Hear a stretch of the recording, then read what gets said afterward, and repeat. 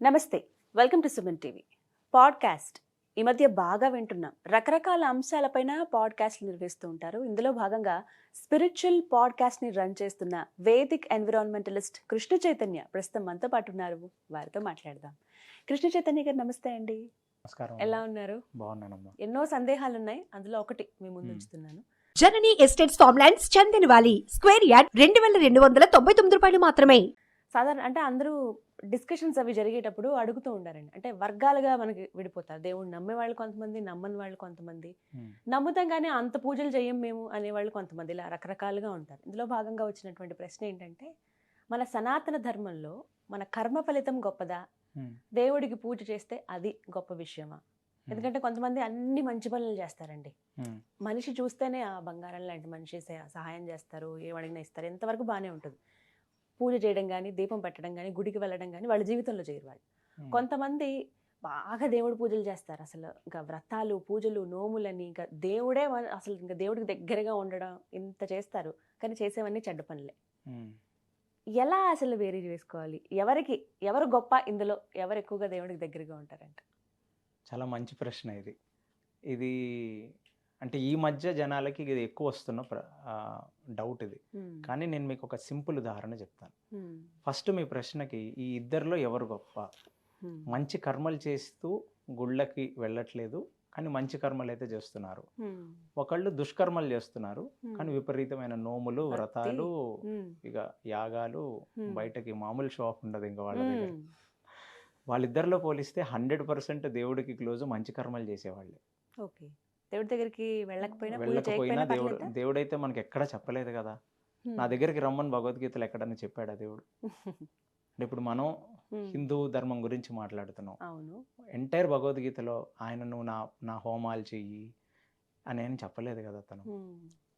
So మీరు అడిగిన క్వశ్చన్కి అయితే ఆన్సరు, మంచి కర్మలు ఒకవేళ అతను సమాజానికి పనికొచ్చే పనులు, లేకపోతే పేదవాళ్ళకు ఒక దానం చేయటము, ఇలాంటివి ఏదన్నా చేస్తే మాత్రం భగవంతుడు అతని మీద ఎక్కువ కరుణ, ఎక్కువ కృప భగవంతుడు చూపిస్తాడు. భగవంతుడికి కూడా అతనే దగ్గర సన్నిహితుడు అవుతాడు. ఈ సోకాల్డ్ భజనలు, భక్తి, యజ్ఞాలు, యాగాలు చేసి జనాల్ని నొప్పించటం, పాపకర్మలు చేసేవాడితో పోలిస్తే ఇతను చాలా బెటర్ వ్యక్తి. ఇది పాయింట్. కానీ దీనికి ఇంకొక పాయింట్ ఉంది, చాలా ఇంపార్టెంట్ పాయింట్. ఇది మీరు యోగం అంటే ఏంటి? యోగం అంటే పొద్దునే రామ్దేవ్ బాబా యోగా చేయటమో, లేకపోతే యోగా టీచర్ వచ్చి యోగా చేయటమో కాదు. యోగా అంటే ఏంటంటే పరమాత్మ, ఆత్మ రెండు దగ్గర విలీనం కావటం యోగం అన్నమాట. అంటే ప్రతిదీ మనం పరమాత్మతో జోడిస్తాం మన సనాతన ధర్మంలో. ఆత్మ పరమాత్మ రెండిటి యూనియన్ని యోగం అంటాం మనం. అలాంటిది భగవద్గీత మొత్తం మీద 18 అధ్యాయాలు ఉన్నాయి. అన్ని యోగమేగా.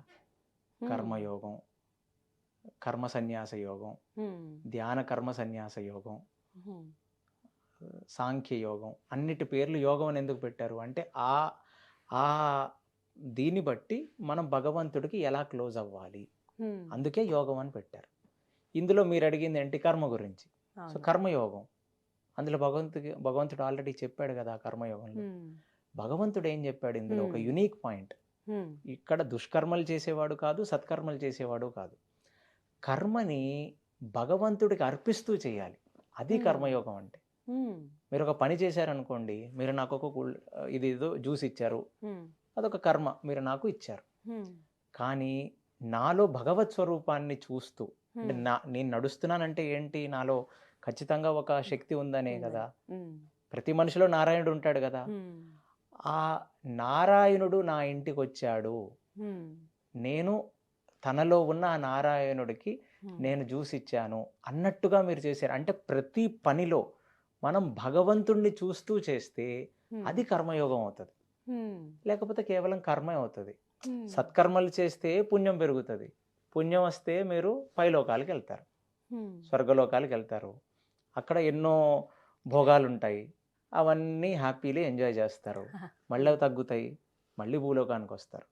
దుష్కర్మలు చేస్తారు, పాపలోకాలకు వెళ్తారు, అతల విత్తల పాతాళ కింద లోకాలన్నీ ఉన్నాయి కదా, అలా నరక లోకాలకు వెళ్తారు ఇంకా చాలా పాపాలు చేస్తే. అక్కడ మళ్ళీ మీకు ఏదో ఒక ట్రీట్మెంట్ ఇస్తాడు యముడు. అయిన తర్వాత మళ్ళీ భూమి మీదనే పుడతారు. కాబట్టి మనం సత్కర్మలో దుష్కర్మలో రెండూ చేయకూడదు. భగవత్ అనుసంధిత కర్మలు చేయాలి. అంటే ప్రతి పనిలో భగవంతుణ్ణి చూస్తూ చేయాలి.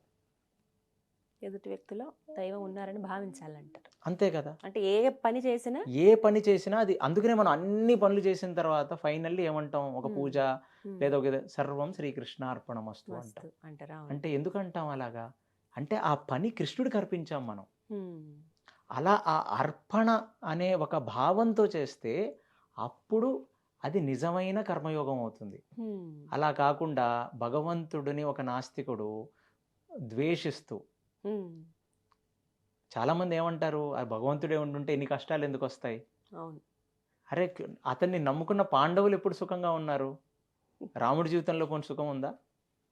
సుఖాలు దుఃఖాలు అనేవి మన యొక్క కర్మ ఫలితాన్ని బట్టి మనం ఆల్రెడీ తెచ్చుకున్నాం. ఇక్కడ మన చేతిలో ఉందేంటి? Free will. ఈ మూమెంట్లో నువ్వు మంచి పని చేయగలవా లేదా అనే ఒక్క ఫ్రీ విల్నే మనకు వదిలేశారు. ఇది మన హిందువుల్లోనే కాదు, అన్నిట్లోనూ క్రిస్టియన్, అన్ని అబ్రహామిక్ రిలీజన్స్ ఫ్రీ విల్ గురించి మాట్లాడుతుంది. అర్థమైంది కదా మీకు? అదే కదా, ఒక పండు, ఆ పండుని తినద్దు, తినాలా తినద్దు అనేది భగవంతుడు మనిషికి వదిలేశాడు. తినద్దని చెప్పాడు, కానీ సాటాన్ ఏం చెప్పాడు? అది తిను అన్నాడు. ఆ ఫ్రీ విల్ని మనం మిస్యూటిలైజ్ చేస్తేనే వచ్చే బాధలన్నీ మనకి ఇప్పుడు మనం చేస్తుందన్న. ఇప్పుడు ఆ కర్మ, ఒక సత్కర్మ చేస్తున్న వాడు ఏమనుకుంటున్నాడు, ఈ దేవుణ్ణి పూజించే వాళ్ళందరూ దుష్కర్మలు చేస్తున్నారు, అందుకనే వీళ్ళు మంచోళ్ళు కాదు, వీళ్ళు తీసుకున్న బాట మంచిది కాదు, అందుకనే నేను దేవుణ్ణి నమ్మను, నేను ఓన్లీ సత్కర్మల్ని చేస్తాను అంటాడు. దానివల్ల ఏమవుతుంది? మంచి కర్మ వస్తుంది, అతను మంచి సద్గలోకాలకు వెళ్తాడు, మళ్ళీ ఇక్కడ పుట్టాలి.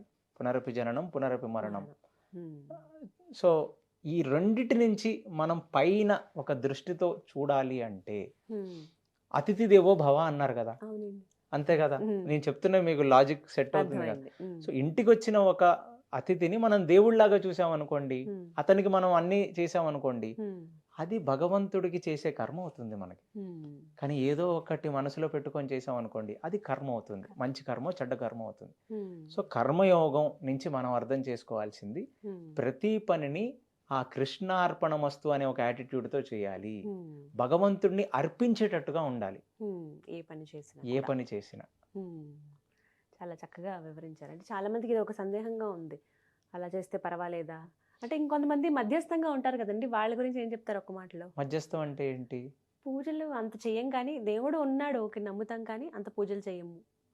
పూజలు కాదండి ఇక్కడ ముఖ్యం. పూజలు చెయ్యండి అని భగవంతుడు ఎప్పుడూ చెప్పలేదు. ఆయన ఒక్కటే చెప్పాడు భగవద్గీత మొత్తం మీద, పత్రం పుష్పం ఫలం తోయం తోమే భక్తి అని చెప్పాడు అంతే. అంటే ఏంటి? భక్తితో నాకు ఒక పండు ఇచ్చినా, ఒక పుష్పం ఇచ్చినా, ఏది ఇచ్చినా చాలు, ఒక నీళ్ళు ఇచ్చినా చాలు. ఇదే కదా చెప్పింది. మనం ఆయన చెప్పింది ముందు అర్థం చేసుకోవాలి. భగవద్గీత కదా మనకి మూల గ్రంథం. ఆ మొత్తం గ్రంథం నుంచి అర్జునుడికి ఏం చెప్పాడు అతను? నువ్వు యుద్ధం నీ కోసం చేయకు, నా కోసం యుద్ధం చేయి. అక్కడ కృష్ణార్పణమస్తు యాటిట్యూడ్తో భగవంతుడు యుద్ధం చేసి, అర్జునుడు యుద్ధం చేశాడు అక్కడ. అక్కడ లేదు నాకు రాజ్యం కావాలి అనే రాజకాంక్షతో, ఆ రాజ్యం యొక్క కాంక్షతో చేసిన అది కర్మం కాదు, అది కర్మం అవుతుంది, అది కర్మయోగం కాదు. సో మనం ఏ పని చేసినా ఈ ఫస్ట్ సూత్రం, అర్జునుడు ఎందుకు యుద్ధం చేశాడు? కృష్ణుడి కోసం, భగవంతుడి కోసం చేశాడు.